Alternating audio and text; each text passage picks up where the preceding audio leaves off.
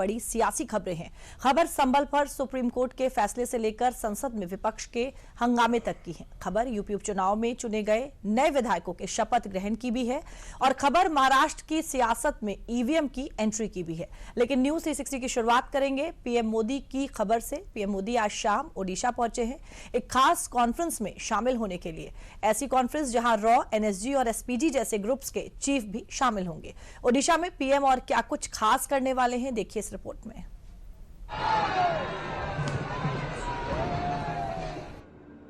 इस भीड़ का ये जुनून कभी भी कम नहीं होता है।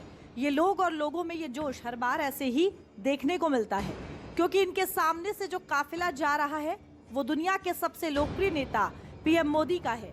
और पीएम मोदी के लिए दीवानगी का ये आलम एक नहीं, दो नहीं, बल्कि बार बार पूरी दुनिया में देखने को मिलता है। तस्वीरें ओडिशा के भुवनेश्वर की हैं, जहां ना कोई चुनाव है, ना ही कोई चुनावी माहौल सेट किया जा रहा है। ये झलक तब की है जब पीएम मोदी एक कॉन्फ्रेंस में शामिल होने के लिए ओडिशा पहुंचे हैं। पीएम मोदी शुक्रवार से 3 दिनों के ओडिशा दौरे पर है। ये पहला मौका है जब कोई प्रधानमंत्री राज्य में 3 दिनों तक रुकेगा। पीएम मोदी भुवनेश्वर के लोक सेवा भवन कन्वेंशन सेंटर में 30 नवंबर और 1 दिसंबर को होने वाली डीजीपी आईजी कॉन्फ्रेंस में शामिल होंगे। इस कॉन्फ्रेंस का उद्घाटन गृह मंत्री अमित शाह ने किया। कॉन्फ्रेंस में एनएसए अजीत डोभाल, खुफिया ब्यूरो के अधिकारी, राज्यों के डीजीपी, केंद्रीय रिजर्व पुलिस बल के महानिदेशक, रॉ, एनएसजी और एसपीजी के चीफ शामिल हो रहे हैं। ओडिशा पहुंचे पीएम मोदी का बीजेपी कार्यकर्ताओं ने जोरदार स्वागत किया। पीएम मोदी 1 दिसंबर तक ओडिशा में रहने वाले हैं, जिसके लिए शुक्रवार की शाम वो ओडिशा पहुंचे और भुवनेश्वर में पीएम मोदी ने कार्यकर्ताओं को संबोधित किया और हालिया में हुए विधानसभा चुनावों और उपचुनावों में बीजेपी की जीत का श्रेय उन्हें दिया। ऊर्जा, आपके चेहरों पर खुशी, चमक मैं देख भी रहा हूं, मैं अनुभव कर रहा हूं और ये चमक बता रही है कि महाराष्ट्र चुनाव के नतीजों ने, हरियाणा के चुनाव के नतीजों ने और इन दिनों देश भर में जो उपचुनाव हुए उससे जो नतीजे आए हैं, पूरे देश में कैसा विश्वास भर दिया है, ये मैं आपके आंखों में देख रहा हूं। उड़ीसा ने शुरुआत की, फिर हरियाणा, फिर महाराष्ट्र, और यही तो भाजपा की विशेषता है और यही हमारे कार्यकर्ताओं का सामर्थ्य है, हमारी पार्टी के कार्यकर्ताओं का सामर्थ्य है। विपक्षी दल बीजेपी सरकार के खिलाफ सुबह शाम अपप्रचार करते रहते हैं, लेकिन जनता बीजेपी सरकार के कामों को देखकर उन्हें आशीर्वाद देने खुद मैदान में दौड़ पड़ती है। आप याद करिए, चुनाव से कुछ महीने पहले तक बड़े बड़े पॉलिटिकल एक्सपर्ट्स ओडिशा में बीजेपी को पूरी तरह से खारिज कर रहे थे। ये लोग कह रहे थे कि उड़ीसा में बीजेपी इतनी बड़ी ताकत बन ही नहीं सकती कि वो अपने आप अपने बलबूते पर सरकार बना ले। लेकिन जब परिणाम आए तो सारे के सारे अपने आप को बड़ा तीसमार का मानते थे। पीएम ने ओडिशा की धरती से जब चुनावी नतीजों का जिक्र किया तो सवाल विपक्ष के चुनावी मुद्दों पर भी उठाया और विपक्ष पर जमकर हमला बोला। लेकिन पिछले कुछ समय से एक बहुत बड़ा बदलाव आप सभी महसूस कर रहे थे। भारत की संविधान की भावनाओं के उसे कुचल दिया जाता है।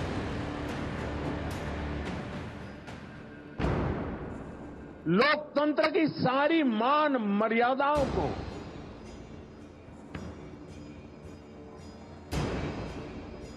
अस्वीकार किया जाता है। जो लोग सत्ता को अपना जन्मसिद्ध अधिकार समझते हैं, उनके पास केंद्र की सत्ता पिछले 1 दशक से वो खो चुके हैं।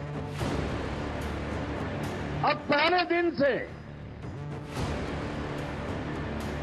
देश की जनता किसी और को आशीर्वाद दे, इसका गुस्सा जनता के ऊपर है।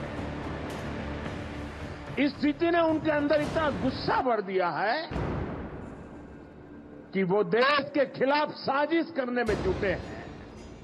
ये लोग अपना गुस्सा जनता पर ही निकालने लगे। देश को गलत दिशा में ले जाने के लिए उन्होंने लोगों को गुमराह करना शुरू कर दिया। उनकी झूठ और अफवाह की दुकान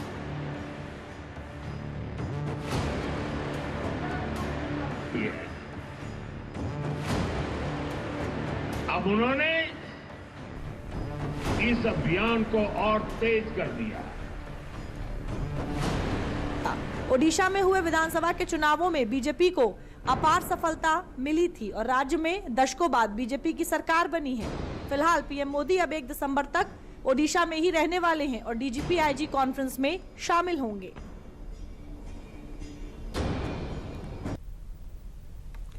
और अब बात आज की एक और बड़ी खबर की कर लेते हैं। खबर संभल की है, लेकिन फैसला राजधानी दिल्ली के सुप्रीम कोर्ट से आया है। गुरुवार को संभल की शाही जामा मस्जिद की तरफ से सुप्रीम कोर्ट में याचिका दाखिल की गई थी। सीजेआई की बेंच में इस पर सुनवाई हुई। सुप्रीम कोर्ट ने संभल मामले में कई अहम दिशा निर्देश जारी किए हैं। देखिए ये रिपोर्ट। पिछले कुछ दिनों से जिस संभल मामले में मस्जिद के सर्वे को लेकर कई तरह की बातें और दावे किए जा रहे थे, शुक्रवार को सुप्रीम कोर्ट में इन सभी दावों को लेकर मचे विवाद पर दोबारा सुनवाई हुई। सुप्रीम कोर्ट ने संभल जामा मस्जिद के खिलाफ चल रहे मुकदमे में ट्रायल कोर्ट को कई अहम आदेश दिए हैं। पहले उनको जानिए। सुप्रीम कोर्ट ने ट्रायल कोर्ट से कहा कि 8 जनवरी तक केस में कोई एक्शन ना लें। मस्जिद की सर्वे रिपोर्ट सील रखी जाएगी, इसे खोला नहीं जाएगा। हाईकोर्ट की अनुमति के बिना मामले में आगे कोई कार्रवाई नहीं की जाएगी। सुप्रीम कोर्ट ने याचिकाकर्ता यानी मुस्लिम पक्ष को हाईकोर्ट जाने को कहा है। इलाहाबाद हाईकोर्ट को निर्देश दिया कि मुस्लिम पक्ष की याचिका फाइल होते ही 3 दिन में सुनवाई हो। सुप्रीम कोर्ट ने सरकार से कहा है कि संभल में शांति व्यवस्था बनाए रखें। सीजेआई ने कहा मामले में सही और गलत क्या है, हम अभी ये नहीं देख रहे हैं। ऑनरेबल सुप्रीम कोर्ट ने ये कहा, सबसे पहले ऑनरेबल सुप्रीम कोर्ट ने चिंता जताई कि वहाँ पे पीस और हार्मनी मेंटेन रहे और स्टेट ऑफ यूपी की तरफ से जो काउंसिल प्रेसिडेंट उन्होंने कहा कि हम सारी कोशिश और हम पूरा दायित्व है पीस और हार्मनी मेंटेन करने का। इसके बाद माननीय सुप्रीम कोर्ट ने जो मस्जिद कमेटी थी जिन्होंने एसएलपी दायर की थी उनको कहा कि आप इस ऑर्डर को हाईकोर्ट में चैलेंज कर सकते हैं और हाईकोर्ट में जाने का उनको एक लिबर्टी दी है। साथ ही साथ ऑनरेबल सुप्रीम कोर्ट ने यह भी कहा है कि 3 दिन के अंदर अगर आप हाईकोर्ट में याचिका दायर करते हैं तो मामला हाईकोर्ट के सामने लिस्ट किया जाए और हाईकोर्ट के फर्दर डायरेक्शंस तक के लिए वेट किया जाए और तब तक के लिए ट्रायल कोर्ट की प्रोसीडिंग रुकी रहेगी जब तक हाईकोर्ट अपना निर्देश नहीं दे देता है। और ये मामला अभी ट्रायल कोर्ट में 8 जनवरी को लगा हुआ है। साथ ही साथ ऑनरेबल सुप्रीम कोर्ट ने ये भी निर्देश दिया है कि जो एडवोकेट कमिश्नर महोदय हैं वो अपनी रिपोर्ट सील कवर में दाखिल करेंगे। देखिए 3-4 बहुत अहम बात हुई। पहली तो सुप्रीम कोर्ट ने कहा, जो डिस्ट्रिक्ट एडमिनिस्ट्रेशन को रिप्रेजेंट कर रहे थे एडवोकेट, उनसे कहा कि पीस और हार्मनी मेंटेन रहना चाहिए, मतलब अमन और शांति मेंटेन रहे। दूसरी बात ये कही कि अगर आपको 19 नवंबर 2024 का ऑर्डर आप चैलेंज कर रहे हैं, अपील फाइल कर रहे हैं हाईकोर्ट में, तो वो अपील 3 दिन के अंदर हाईकोर्ट में लिस्ट हो, एक बात। और दूसरी बात, जब तक वो अपील की सुनवाई नहीं होगी हाईकोर्ट में, तब तक निचली अदालत में सिविल जज की कोर्ट में संभल में जो सूट है वो आगे प्रोसीड नहीं करेगा, वो स्टे हो गया, स्टे ऑफ प्रोसीडिंग हो गया। और तीसरी बात उन्होंने अहम ये कही कि अगर कोई एडवोकेट कमिश्नर की रिपोर्ट है, सर्वे रिपोर्ट, उसको सील कवर में रखा जाएगा और उसको सील रखा जाएगा। तो ये 3-4 बहुत अहम बातें कही हैं। अब संभल के इस मामले में तब तक कार्रवाई नहीं होगी जब तक मस्जिद समिति द्वारा सर्वेक्षण आदेश को चुनौती देने वाली याचिका हाईकोर्ट में सूचीबद्ध नहीं हो जाती है।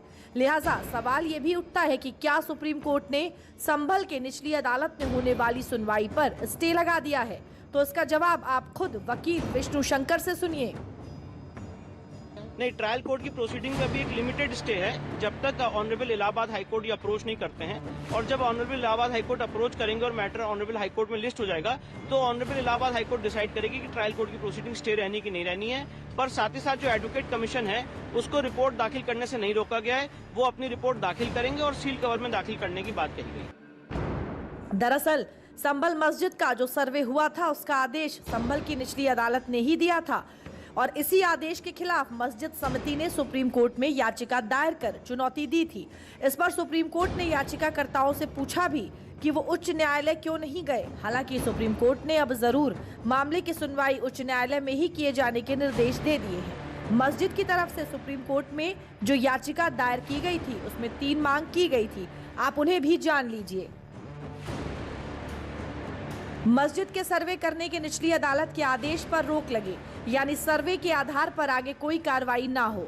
अभी इस जगह पर यथास्थिति कायम रखी जाए। सर्वे कमिश्नर की रिपोर्ट को सील बंद कवर में रखा जाए। कोर्ट निर्देश जारी करे कि ऐसे मामलों में सभी पक्षों को सुने बिना ऐसा सर्वे का कोई आदेश न जारी किया जाए। मुस्लिम पक्ष की जो मांगे की गई थी उसी के आधार पर शुक्रवार को सुप्रीम कोर्ट ने सुनवाई की। वहीं दूसरी तरफ संभल में जामा मस्जिद की सर्वे रिपोर्ट शुक्रवार को कोर्ट में पेश भी नहीं हो सकी। लिहाजा कोर्ट कमिश्नर रमेश सिंह ने रिपोर्ट तैयार करने के लिए अदालत से अगली तारीख देने की मांग की, जिसे कोर्ट ने मान भी लिया है। अब रिपोर्ट ना पेश हो पाने के पीछे का कारण क्या निकलकर सामने आ रहा है, ये भी जानना जरूरी हो जाता है। कोर्ट कमिश्नर रमेश सिंह ने बताया कि हिंसा की वजह से सर्वे रिपोर्ट तैयार नहीं हो पाई। जिला सिविल कोर्ट के आदेश पर जामा मस्जिद परिसर का सर्वे 19 और 24 नवंबर को किया गया था। जब हिंसा भड़की तो जनहानि भी हुई, जिसकी वजह से सर्वे रिपोर्ट तैयार नहीं हो सकी, जिसके बाद कोर्ट से रिपोर्ट तैयार करने के लिए अगली तारीख देने की गुजारिश की गई। कोर्ट ने अब इस मामले में 8 जनवरी की तारीख लगाई है। वही कोर्ट में मुस्लिम पक्ष की तरफ से वकालतनामा दाखिल करने वाले एडवोकेट शकील ने मामले से जुड़े कागजातों की मांग भी की है, जिसकी तारीख भी 8 जनवरी दी गई है। रिपोर्ट हमारी कंप्लीट नहीं हो पाई थी। हमने माननीय न्यायालय से 10 दिन का समय मांगा रिपोर्ट दाखिल करने के लिए।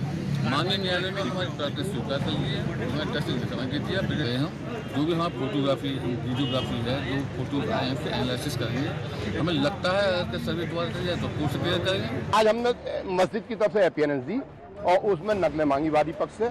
उन्होंने हमें नकलें देने के लिए आदेशित कर दिया न्यायालय ने।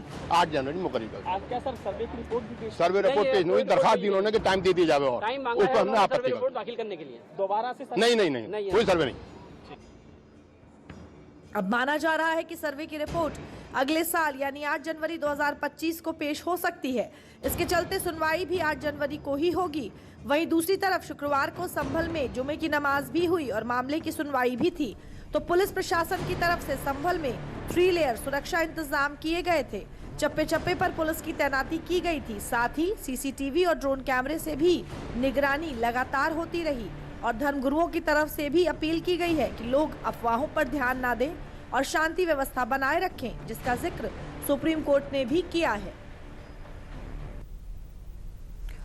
और संभल मामले में जहां एक तरफ सुप्रीम कोर्ट ने भी शांति बनाए रखने के लिए कहा है, तो वहीं दूसरी तरफ विपक्ष की सियासत सुप्रीम कोर्ट के फैसले के बाद भी नहीं रुक रही। सपा इस मामले में लगातार कई आरोप लगा रही है, तो वहीं कांग्रेस ने इस मामले में सुप्रीम कोर्ट को ही एक राय दे डाली है। क्या है संभल मामले में पूरी सियासत, देखिए इस रिपोर्ट में। समस्या ये है कि जो पीड़ित पक्ष है उसका बयान हो पाएगा कि नहीं हो पाएगा, और जो लोगों के सेंटिमेंट से जो खिलवाड़ हो रहा है उत्तर प्रदेश में और पूरे देश में, कहीं ना कहीं इस पे फुल स्टॉप लगना चाहिए। हमारे देश की सामाजिक भाईचारा को खराब करने वाले, बर्बाद करने वाले विषय है। अगर मौजूदा अधिकारियों का वहां से ट्रांसफर कर दिया जाए, फिर कमेटी आएगी तो सही बात सामने आएगी। कुछ भी रिपोर्ट पेश हो जाए, मस्जिद थोड़ी डिमोलिश होगी। सरकार अपनी सारी असफलताओं को छुपाने के लिए ऐसे मुद्दे उठाती है। शुक्रवार को जहां एक तरफ संभल मस्जिद मामले में सुप्रीम कोर्ट ने सुनवाई की, तो दूसरी तरफ ये सियासतदार अपनी सियासत चमकाने में जुट गए। न तो विपक्ष के सुर बदले, न ही कोर्ट में हुई सुनवाई के बाद उसका कोई तर्क बदला। सवाल है कि विपक्ष आखिर चाहता क्या है। जनता के सामने विपक्ष एक तरफ बात तो शांति बहाल करने की करता है, सुप्रीम कोर्ट के आए फैसले का स्वागत भी करता है, लेकिन दूसरी तरफ विपक्ष ऐसे बयानबाजी भी कर रहा है जो किसी भी कोने से इस संवेदनशील मामले में संवेदनशीलता को तो बिल्कुल नहीं दिखाता है। समस्या ये है कि जो पीड़ित पक्ष है उसका बयान हो पाएगा कि नहीं हो पाएगा।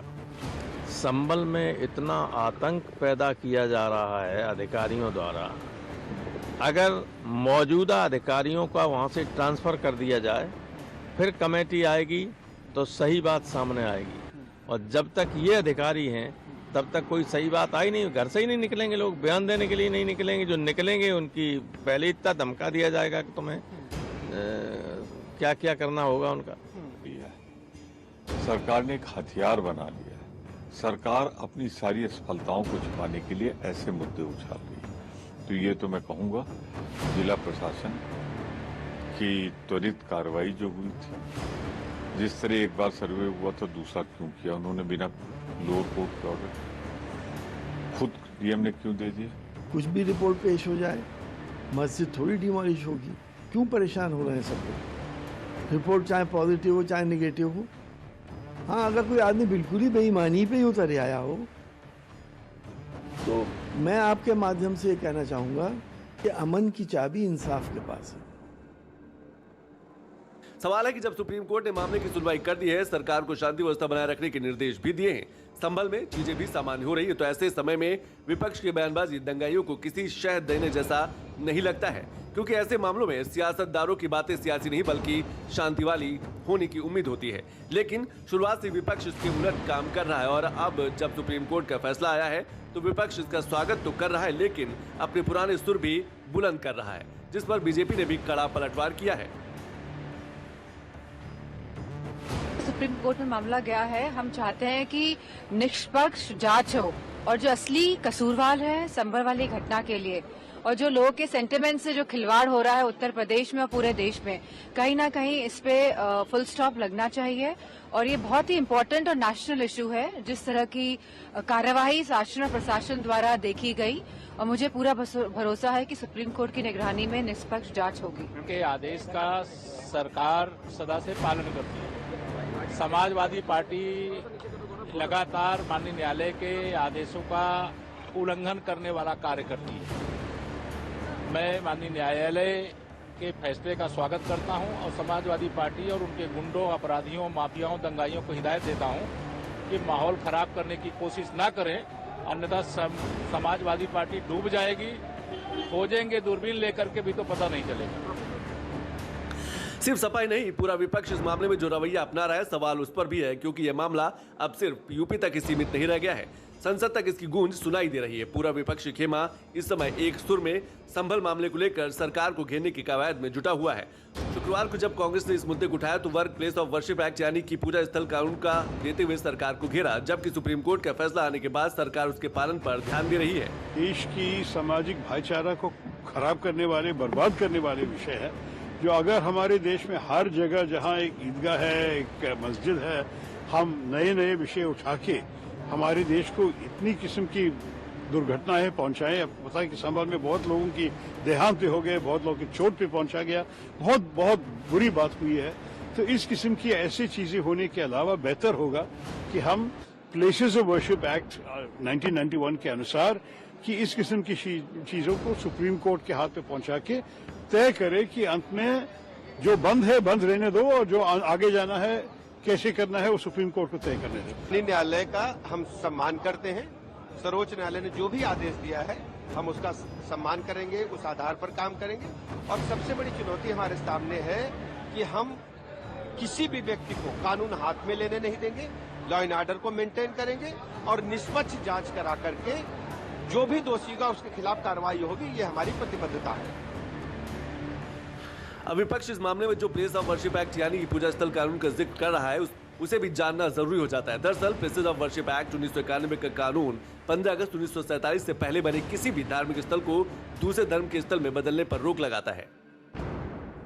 इस कानून के मुताबिक 15 अगस्त 1947 को जो भी धार्मिक स्थल था उसकी स्थिति वही रहेगी। किसी भी धार्मिक स्थल को पूरी तरह या आंशिक रूप से किसी दूसरे धर्म में बदलने की अनुमति नहीं है। अगर कोई व्यक्ति किसी धार्मिक स्थल से छेड़छाड़ करता है तो उसे 3 साल की जेल और जुर्माना हो सकता है। कानून के तहत दूसरे धर्म के कब्जे के सबूत पर भी कोई कार्रवाई नहीं की जा सकती। कानून को तत्कालीन प्रधानमंत्री नरसिम्हा राव की सरकार ने राम मंदिर आंदोलन को देखते हुए लाया था। इस कानून में कुछ अपवाद भी हैं, जैसे प्राचीन और ऐतिहासिक महत्व, पुरातात्विक महत्व के स्थल, जो प्राचीन स्मारक और अवशेष अधिनियम 1958 के तहत आते हैं, उन पर यह कानून लागू नहीं होता। विपक्ष इसी कानून की बात कर रहा है, पर दिलचस्प बात इसमें यह भी है कि इसी कानून के होते हुए राम मंदिर जैसे संवेदनशील मामले का हल भी निकला और हिंदू पक्ष ने जो दावे कोर्ट में रखे हैं उसका आधार एएसआई की 1879 की रिपोर्ट है। खैर, संभल का मामला अभी कोर्ट में है, अब कोर्ट जो फैसला लेगा वही मान्य होगा। पर विपक्ष को शायद ये मंजूर नहीं। सपा बार बार इस मामले में कभी अधिकारी तो कभी सरकार पर उंगली उठा रही है। लिहाजा सपा की इस रवैये पर भी सवाल उठ रहा है, क्या सपा अपने सांसद और विधायक को बचाने के लिए शासन प्रशासन को घेरने की रणनीति बनाई है? दूसरी तरफ सत्ता कोर्ट के अंतिम निर्णय के इंतजार की बात कर रहा है। इसलिए बेहतर यह है कि कमेटी जाने से पहले डीएम, एसपी और सीओ जो जिम्मेदार हैं गोली चलाने के लिए और अन्य अधिकारी वहां से हटा दिए जाए। मंदिर मस्जिद के बारे में जो भी विवाद है, ये विवाद कोर्ट में जो फैसला है फैसला हो जाएगा।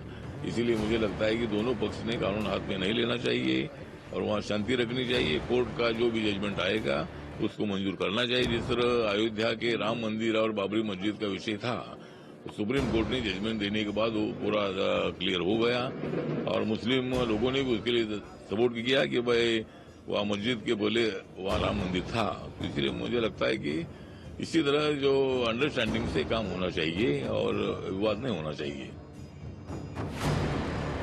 इस पूरे मामले में शुरुआत में ही सपा का रवैया सवालों के घेरे में रहा है। मामला संवेदनशील, पर सपा ने इसको सियासी बना दिया है। फिलहाल सुप्रीम कोर्ट के फैसले के बाद 8 जनवरी तक तो इस मामले में कोई भी सुनवाई नहीं होने वाली है। अब आगे क्या होगा ये तो वक्त बताएगा। और अगली खबर यूपी की सियासत से है। यूपी में हाल ही में 9 सीटों पर विधानसभा के उपचुनाव हुए थे। 9 सीटों पर नए विधायक चुने गए। आज सीएम योगी की मौजूदगी में बीजेपी के 7 नवनिर्वाचित विधायकों ने शपथ ली। शपथ ग्रहण के दौरान सीएम योगी समेत उनके कैबिनेट के कई और दिग्गज नेता भी मौजूद रहे। बीजेपी की जीत का उत्साह उनके नेताओं के बयानों में भी दिखा। जाहिर तौर पर इस बार का जो उपचुनाव हुआ है उसे बीजेपी और विपक्ष दोनों ही अपनी प्रतिष्ठा से जोड़कर देख रहे थे और इस बार जिस तरह 7 सीटों पर बीजेपी को जीत मिली है, जाहिर तौर पर उससे जो उत्साह है, मनोबल है, वो बढ़ता हुआ दिखाई दिया है। देखिए ये रिपोर्ट।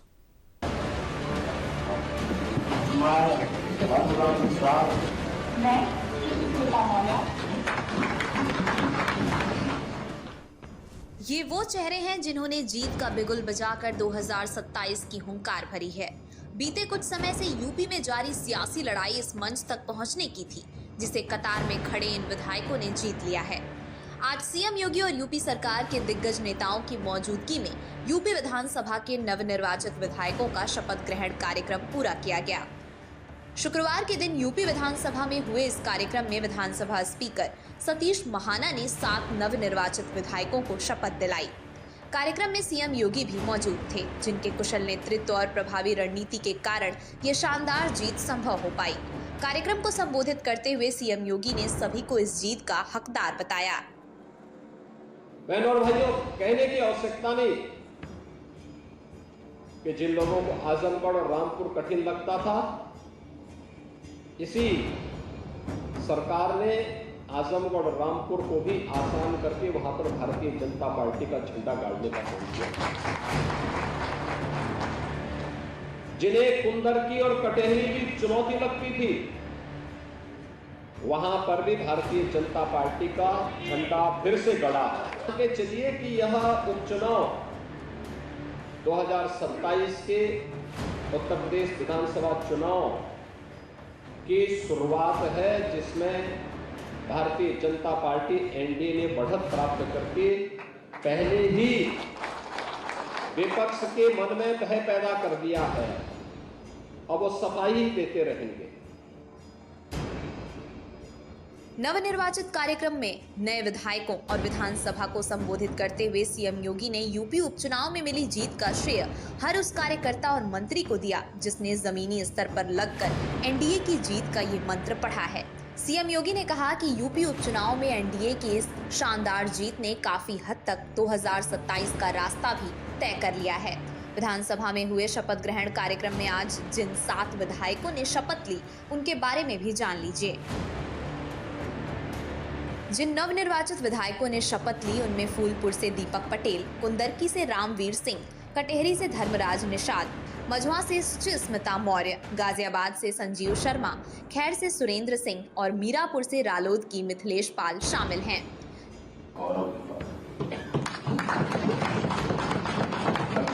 देश होता तो दुनिया का सबसे 5वां सबसे बड़ा और आज जिस समय निर्वाचित होकर आए उसमें एक अवसर है जनता की सेवा का, जनता के बीच में जाकर जनता के साथ देने का एक अवसर है कि जिस समय ऐसे मुख्यमंत्री हैं कि जिनके काम को यदि हम जनता के बीच में उपस्थित हो जाए उसके कारण हम दोबारा जीत करा सकते हैं। इस बात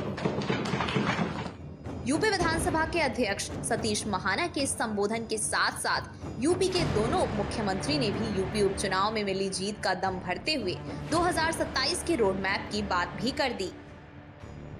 शुभकामनाएं हैं, उनको उज्जवल भविष्य के लिए शुभकामनाएं हैं और यह कहने में कोई संकोच नहीं है कि आप सब लोगों ने पार्टी के दिन रात परिश्रम के परिणाम स्वरूप 2027 का झंडा बुलंद कर दिया।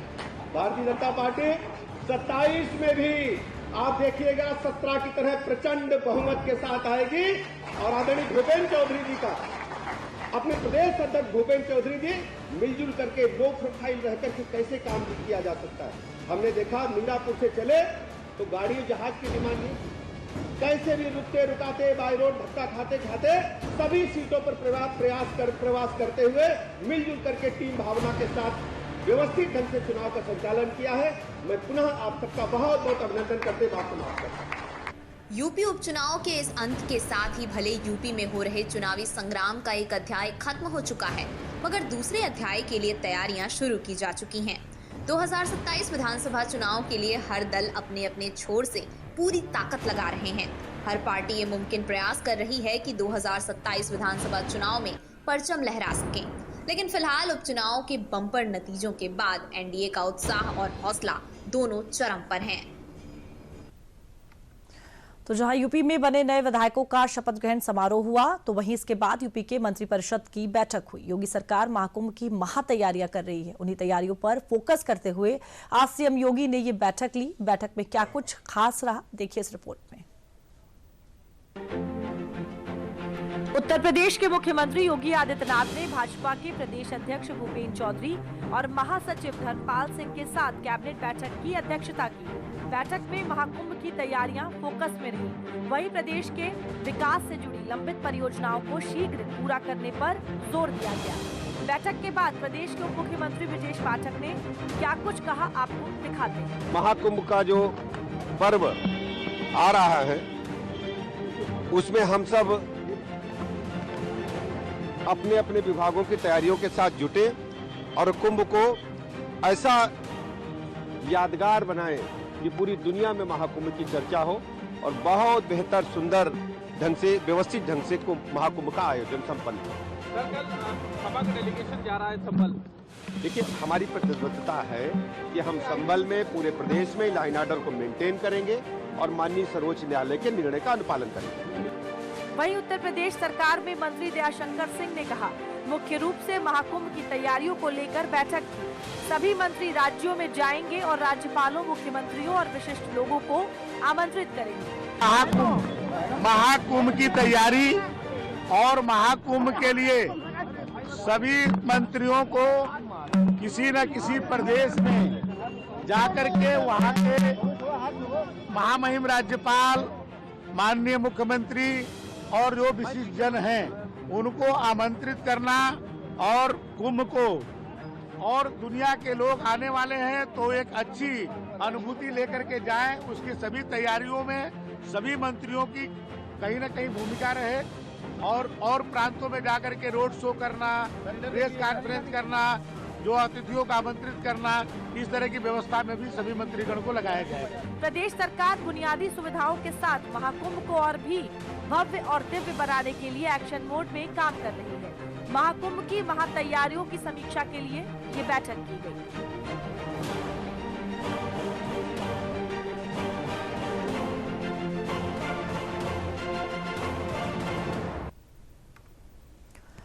तो प्रदेश में महाकुंभ की तैयारियों को लेकर उत्तर प्रदेश मंत्रिपरिषद की बैठक की खबर आपने देखी। अब बात करते हैं संसद में हुए हंगामे के कारण सोमवार तक के लिए स्थगित हुई सदन की कार्यवाही की।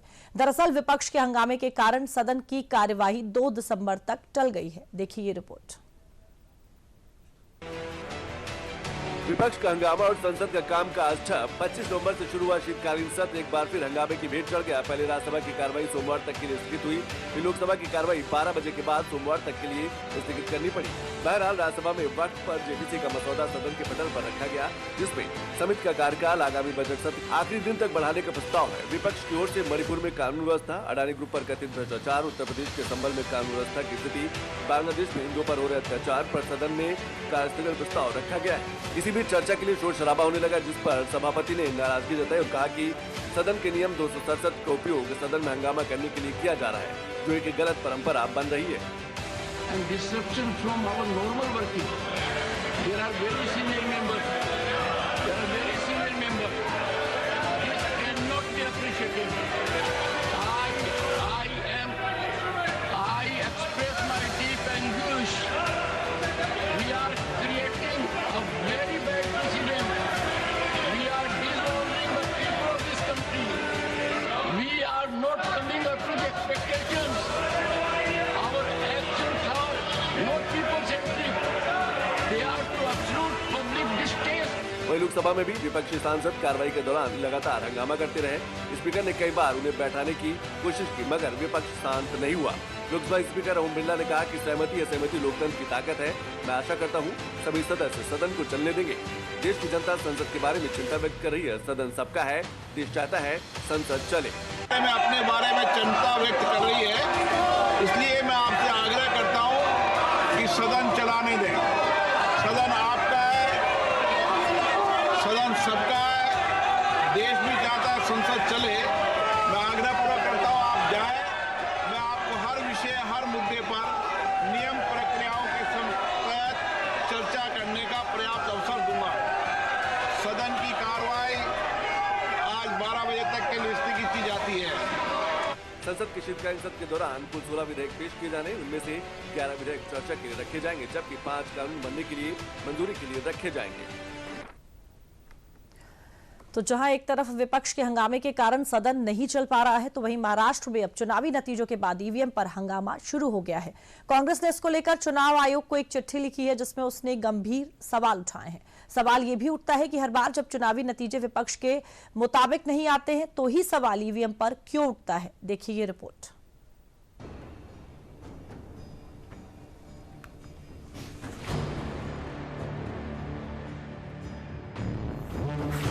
एक तरफ महाराष्ट्र में फिर एक बार महायुति सरकार के गठन की तैयारियां चल रही हैं, तो वहीं दूसरी तरफ कांग्रेस पार्टी ने नतीजों पर सवाल उठाते हुए इलेक्शन कमीशन का दरवाजा खटखटाया है। ये वो चिट्ठी है जो कांग्रेस ने शुक्रवार को चुनाव आयोग को लिखी है और मतदान से लेकर गिनती प्रक्रिया तक पर गंभीर सवाल उठाए हैं। साथ ही ईवीएम को लेकर पुराना राग भी दोहराया है। कांग्रेस ने आरोप लगाया है कि मनमाने ढंग से वोटरों को हटाया गया और हर एक विधानसभा क्षेत्र में 10,000 से अधिक वोटरों को जोड़ा गया। कांग्रेस ने चिट्ठी में लिखा है कि महाराष्ट्र के मतदाता डेटा पर एक पूर्व मुख्य चुनाव आयुक्त ने भी सवाल उठाया है। कांग्रेस ने अपनी चिट्ठी में जिक्र किया कि जुलाई 2024 से नवंबर 2024 के बीच महाराष्ट्र में मतदाता सूची में करीब 47 लाख नए वोटर शामिल किए गए। अपनी चिट्ठी में पार्टी ने दावा किया कि जिन 50 विधानसभा क्षेत्रों में औसतन 50,000 नए वोटर जोड़े गए, उनमें से 47 सीटों पर महायुति ने जीत दर्ज की है। इसके अलावा कांग्रेस ने चुनाव आयोग की ओर से जारी आंकड़ों पर भी सवाल उठाया है। कांग्रेस ने कहा कि 21 नवंबर 2024 को शाम 5 बजे तक महाराष्ट्र में मतदान प्रतिशत 58.22% था, जो रात 11:30 बजे तक बढ़कर 65.02% हो गया। कांग्रेस ने कहा कि अंतिम रिपोर्ट में 66.05% मतदान दर्ज किया गया। महाराष्ट्र के विधानसभा चुनाव के साथ ही झारखंड के विधानसभा चुनाव भी हुए।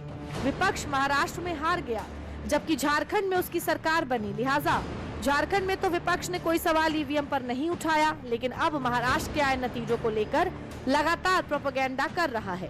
कांग्रेस विपक्ष की सरगना बनी हुई है। इसको लेकर कांग्रेस महाराष्ट्र में सिग्नेचर रैली निकालने की तैयारी में है, जबकि महायुति विपक्ष के इस रवैये पर चुनाव के पहले से सवाल उठाती आ रही है। हमारे कल राष्ट्रीय अध्यक्ष जी ने घोषणा की कि हम बैलेट की भूमिका रखेंगे, बैलेट से मतदान हो, और उसी को ताकत देने के लिए महाराष्ट्र में हम सिग्नेचर कैंपेन शुरू कर रहे हैं।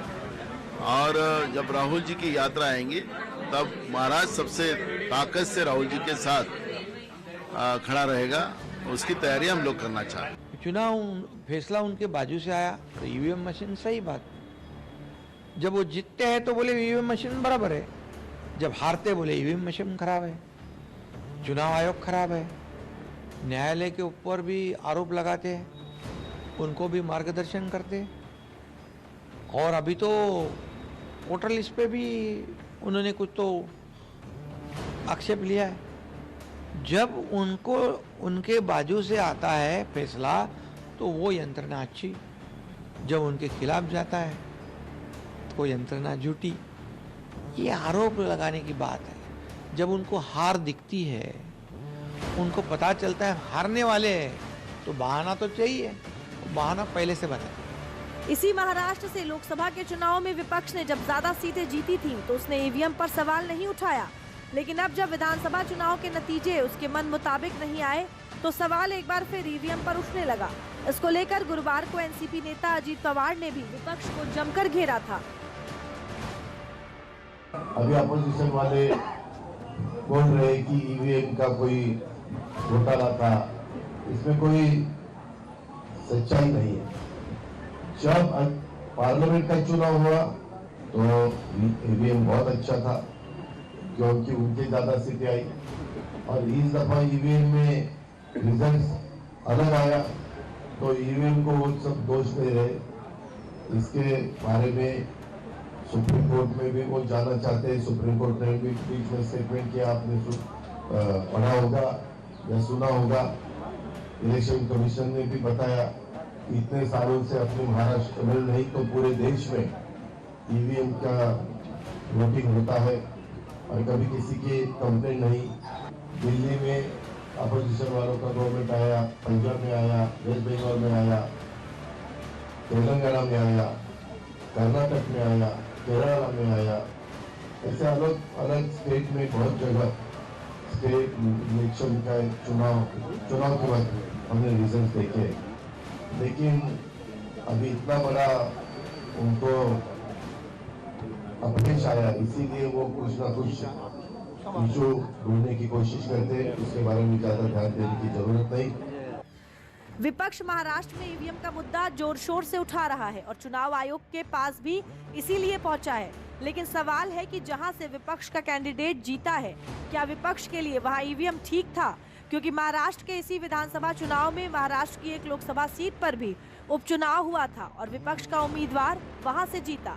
अब बीजेपी ने इसको लेकर विपक्ष पर कड़ा प्रहार किया है। देखो, 6 महीने पहले लोकसभा के चुनाव हुए और वहाँ पे निर्विवाद बहुमत महाविकास आघाड़ी को महाराष्ट्र में है, और 6 महीने के बाद जो विधानसभा के चुनाव हुए तो उनके नतीजे देख के ऐसा लगता है कि कुछ तो गड़बड़ है, और ऐसा कभी नहीं होता है, इतना ड्रास्टिक चेंजेस कभी नहीं होते। जो चुनाव हुए लोकसभा के, उनके 31 सांसद चुन के आए, 2 अपक्ष, तब क्यों नहीं ईवीएम पर सवाल खड़ा किया? तब ईवीएम बराबर थी, तब ईवीएम खराब नहीं थी। अब उनका नांदेड़ में सांसद चुन के आया अभी बाई इलेक्शन में, तो तब ईवीएम खराब नहीं है। उनके बाकी अभी विधायक चुन के आए, वहाँ ईवीएम खराब नहीं है। देखिए, बवंडर खड़ा कर रहे हैं और ये बवंडर से कुछ होने वाला नहीं है। उल्टा आत्मपरीक्षण करना चाहिए। नाना पटोले 206 वोट से हार गए, वहाँ गाँव जाके आत्मपरीक्षण करना चाहिए क्यों आ रहे हैं। फिलहाल महाराष्ट्र की सियासत में ईवीएम का मुद्दा इस समय गर्म है। अब देखना यह है कि चुनाव आयोग कांग्रेस के इन आरोपों का क्या जवाब देता है।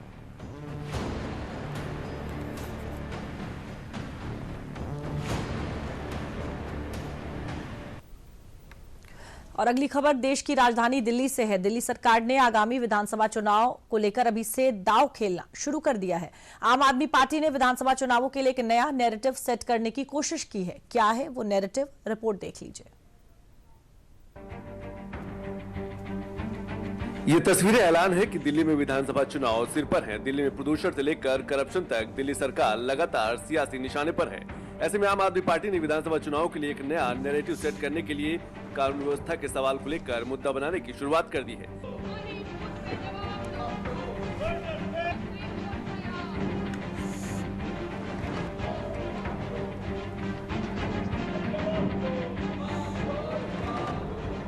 इस बीच सदन की कार्रवाई के दौरान शुक्रवार को आम आदमी पार्टी के संसदीय दल के नेताओं ने हाथ में पोस्टर लेकर केंद्र सरकार से कई सवाल पूछे और मांग की कि केंद्र सरकार सदन में आकर अपराधों से जुड़े मुद्दों पर सवालों के जवाब दे।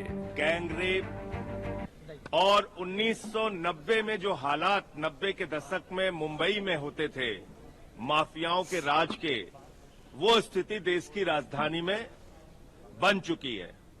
देश की राजधानी अपराधों की राजधानी बन गई है और इसलिए मैंने आज 267 का नोटिस दिया है कि सदन में आके गृह मंत्री दिल्ली की कानून व्यवस्था पे जवाब दें। में कानून व्यवस्था को लेकर आज आम आदमी पार्टी के संसदीय जो दल है उसने संसद भवन के परिसर में प्रोटेस्ट किया और इस लड़ाई को हम सदन से लेकर सड़क तक लेकर जाएंगे। कानून व्यवस्था दिल्ली में चरमराई हुई है, लोग परेशान हैं कानून व्यवस्था को लेकर। आए दिन यहाँ पर कभी हम कोई धमाके की खबर देखते हैं, महिलाओं के रेप और उन पर उत्पीड़न की घटनाएं सामने आती हैं, चोर डकैतियां हो रही हैं, गन शॉट्स हो रही हैं, फिरौतियों की कॉल्स आ रही हैं। तो इस लेकर सारी चीजों को लेकर दिल्ली की जनता बहुत चिंतित है। इससे पहले दिल्ली के पूर्व मुख्यमंत्री और आम आदमी पार्टी के नेता अरविंद केजरीवाल भी राजधानी में अपराध के मुद्दे को उठा चुके हैं और दिल्ली को क्राइम कैपिटल भी कह दिया है, जिसके बाद शुक्रवार को आम आदमी पार्टी ने इस मुद्दे को संसद में पुरजोर शोर के साथ उठाया है। न्यूज 360 की अगली खबर थोड़ी चिंता की है। बांग्लादेश में हिंदुओं पर होने पर टारगेटेड हमलों को लेकर भारत ने भी चिंता जताई है। भारत ने बांग्लादेश सरकार के सामने हिंदुओं के साथ हो रहे अत्याचार का मुद्दा मजबूती से उठाया है। देखिए ये report. Sri Chinmoy Das is concerned, we had made a statement on that, and it is our expectation that cases against individuals, as far as they are concerned, these legal processes are underway, and we hope and we expect that these processes will be dealt in a fair, just and transparent manner, ensuring full respect of their legal rights of these individuals and all those who are concerned. Bangladesh में हिंदुओं और दूसरे अल्पसंख्यकों पर लगातार हमले किए जा रहे हैं। बांग्लादेश ने इस्कॉन के प्रवक्ता चिन्मय कृष्ण दास की गिरफ्तारी को लेकर बांग्लादेश में बड़ा बवाल हो रहा है। इस मामले में भी भारत ने अपना रुख साफ कर दिया। Globally well-regarded organization with a strong record of social service. As far as the question of the arrest of Sri Chinmoy Das is concerned, we have made a statement on that. And it is our expectation that cases against individuals, as far as they are concerned, these legal processes are underway. We hope and we expect that these processes will be dealt in a fair, just and transparent manner. काजी शरीफुल इस्लाम की अगुवाई वाली magistrate अदालत ने चिन्मय दास को जमानत देने से इनकार कर दिया और आगे की कानूनी कार्यवाही तक उन्हें हिरासत में रखने का आदेश दिया है। हालांकि जब पुलिस उन्हें जेल ले जा रही थी तो उनके समर्थकों ने वैन को घेर लिया और विरोध में वैन को रोकने की कोशिश भी की।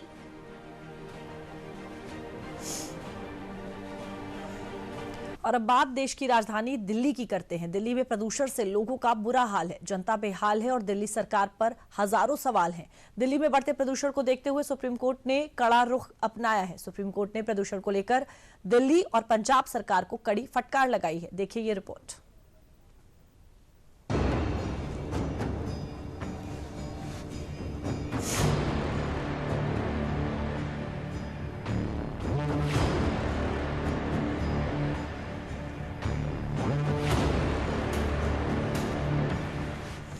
दिल्ली में प्रदूषण की दिक्कत खत्म होने का नाम ही नहीं ले रही है। दिल्ली की जनता को रोज प्रदूषण की वजह से हो रही धुंध की एक मोटी परत से लड़ाई करनी पड़ रही है। जो लोगों की सेहत के साथ साथ उनकी जिंदगियों पर काफी बुरा प्रभाव डाल रही है। दिल्ली सरकार प्रदूषण पर कंट्रोल करने में असफल साबित हुई है। लिहाजा दिल्ली में प्रदूषण से निपटने के लिए सुप्रीम कोर्ट ने अब कड़ा रुख अपनाया है। गुरुवार के दिन प्रदूषण को लेकर सुप्रीम कोर्ट में सुनवाई हुई, जिसमें सुप्रीम कोर्ट ने कड़ा रुख अपनाते हुए प्रदूषण को लेकर दिल्ली और पंजाब सरकार को कड़ी फटकार लगाई है। ग्रेड 4 की पाबंदियां 2 दिसंबर तक लागू रहेंगी। पाबंदियों से सिर्फ स्कूलों को मिलेगी छुट्टी। कोर्ट ने कहा अधिकारी प्रतिबंधों का पालन करवाने में फेल हुए हैं, जिसमें गंभीर चूक करने वाले अधिकारियों के खिलाफ कार्रवाई तेजी से होनी चाहिए। सुप्रीम कोर्ट ने पराली जलाने को लेकर पंजाब सरकार को फटकार भी लगाई। सुप्रीम कोर्ट ने कहा कि अधिकारियों को कहें कि वे किसानों को सैटेलाइट डिटेक्शन से बचने की सलाह ना दें। सुप्रीम कोर्ट ने साथ ही कहा कि समस्या का परमानेंट हल निकालना जरूरी। प्रदूषण को लेकर जहां सुप्रीम कोर्ट पहले से ही दिल्ली सरकार पर और न्यूज़ 360 में मेरे साथ फिलहाल के लिए इतना ही। मुझे दीजिए इजाजत। नमस्कार।